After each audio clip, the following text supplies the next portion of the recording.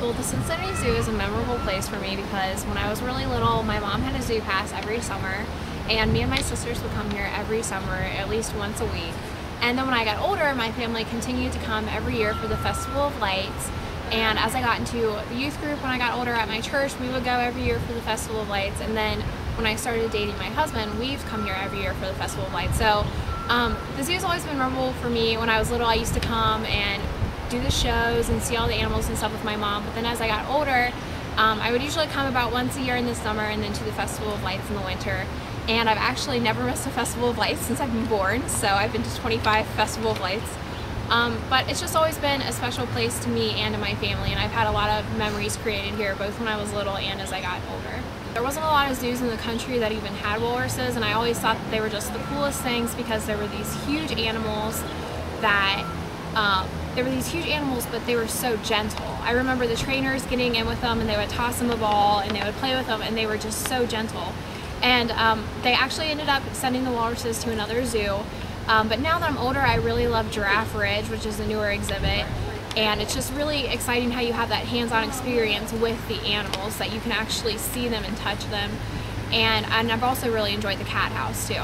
I know there was two specific instances when I was younger, when I went to the zoo with my mom.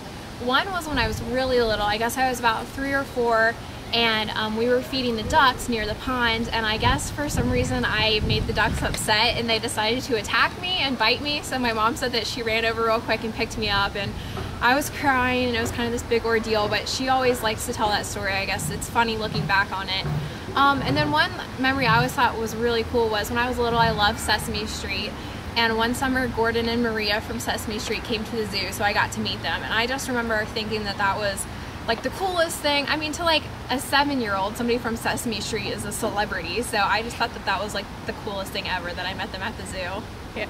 I definitely think that once Jim and I have kids, we'll definitely bring them here. And I just think it's a great place to bring your kids, because not only is it educational for them because they get to learn about different animals and their habitats and everything about the animals, but I mean, it's just a fun place for kids. They get to run around.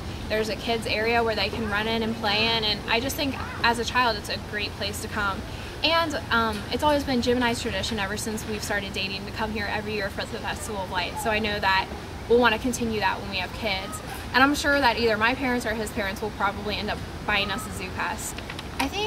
I mean, I've grown up in Cincinnati, so I'm used to our zoo, but I don't think that people realize that Cincinnati Zoo is one of the best zoos in the country. I mean, its programs, just how many different kinds of animals we have, how large the zoo is, how many different houses there are, how many different shows and trainers and veterinarians. I mean, the Cincinnati Zoo is nationally recognized, and I think if you've grown up in Cincinnati, you might not realize that because you're just used to coming here.